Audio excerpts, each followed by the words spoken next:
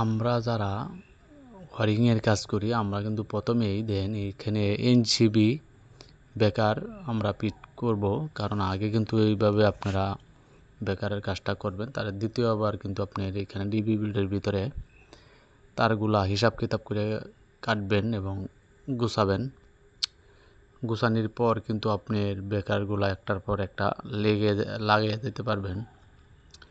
আসলে এসবে ওয়ারিংয়ের কাজ করলে আপনার সুন্দরভাবে এবং বুঝিয়ে কাজটা করতে হয়।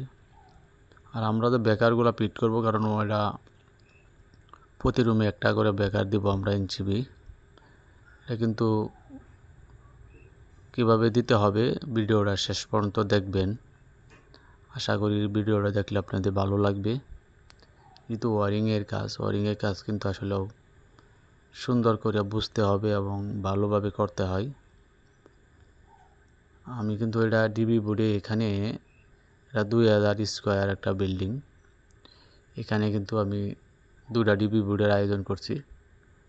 দেখতেই পাচ্ছেন এখানে একটা ডিবি বোর্ডের আয়োজন। এখানে কিন্তু আমি 7টা ডিবি সার্কিট ব্রেকার